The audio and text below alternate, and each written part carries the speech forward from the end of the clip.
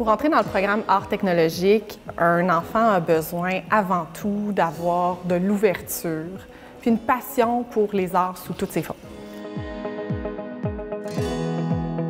Lorsque l'enfant, à l'extérieur des cours, a cette fibre artistique, a cette curiosité, c'est un bon indice qui serait un excellent candidat pour le programme art technologique.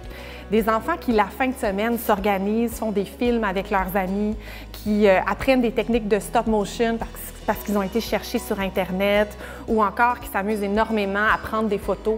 L'essentiel, c'est pas de savoir déjà comment faire les choses, mais d'apprendre peu à peu le plus de techniques possible pour être polyvalent. Au fur et à mesure des 5 années, les élèves développeront vraiment des aptitudes autant plastiques que technologiques. Puis, à l'entrée, c'est pas nécessaire d'avoir un immense portfolio, mais c'est la flamme qu'on cherche. J'avais pas de talent, on va dire. J'étais pas le genre d'élève qui dessinait à chaque moment qu'il a ou qui vraiment créait de partout. Parce qu'au début, j'étais comme « Ah ouais, c'est de l'art, comme il y a quelques formes. » Sauf que maintenant, je vois toutes les différentes facettes, tous les trucs que moi j'aime personnellement et tous les trucs que j'aimerais personnellement développer. Même si tu n'es pas bon en peinture, c'est vraiment pas ça que ça va pas t'affecter personnellement, parce que l'art et l'art technologique, il y a tellement plus de facettes que tu peux développer. Peut-être qu'au début, tu n'aimes pas une certaine forme d'art, mais qu'à travers les années, ça va peut-être devenir ta passion. C'est ça qui va te faire adorer le programme. Puis je pense qu'il y en a vraiment pour tout le monde et pour tous les différents genres de créatifs et de personnes qui aiment l'art. Les élèves en première, deuxième et troisième secondaire vont recevoir énormément de bagages techniques. Donc oui, il y a un peu de notions en beaux-arts qui sont essentielles pour bien comprendre le corps humain, le dessin avec des points de perspective, par exemple. Mais ce bagage technique, après, nous aide à transposer certaines notions. Par exemple, si on veut dessiner papier, après, on peut transférer dessin, tablette numérique.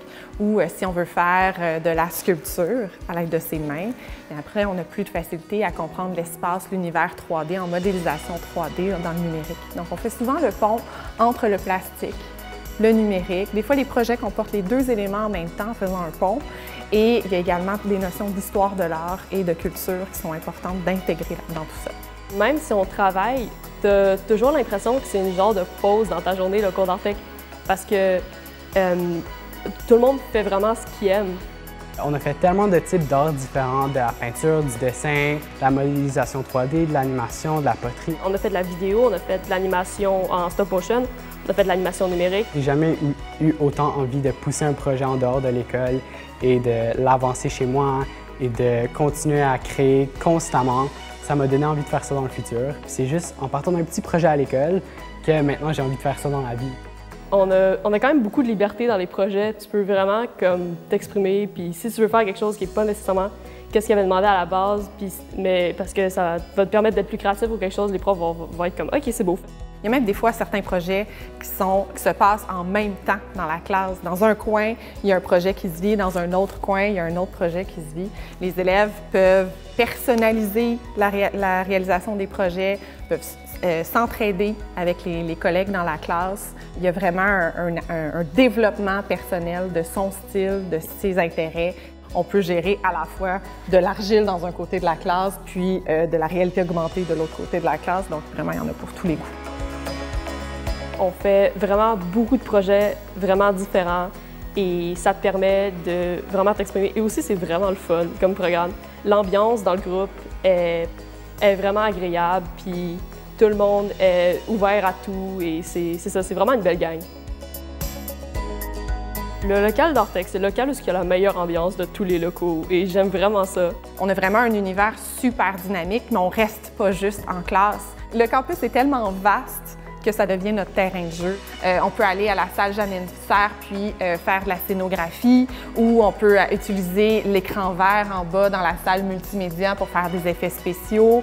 Vraiment, on a plusieurs lieux à explorer, vraiment créer dans différents espaces. Puis le fait de changer son point de vue, ça aide la créativité également. Étant submergé dans l'inspiration et dans un environnement qui est créatif et très varié, ça nous permet vraiment de trouver ce petit quelque chose qui manque à nos projets. Comme prof, je suis en développement constant. Je peux pas m'asseoir sur mes lauriers puis me dire que je connais déjà tout. J'ai une formation solide en art, puis je pense que j'ai développé plusieurs choses à travers le temps, mais on est à Montréal dans un hub créatif hallucinant. Puis on est très au fait des nouvelles technos, des nouveaux logiciels.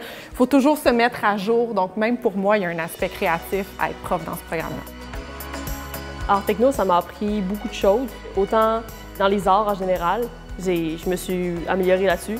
Et aussi, comme les projets, cette année, on a fait un projet de film qui est un très gros projet en équipe. Et ça t'apprend à aussi travailler en équipe, à séparer les tâches et ouais, ce genre de choses-là. Ce qu'on cherche, c'est de la graine d'artiste que nous, on va pouvoir arroser et qui va pouvoir fleurir par la suite.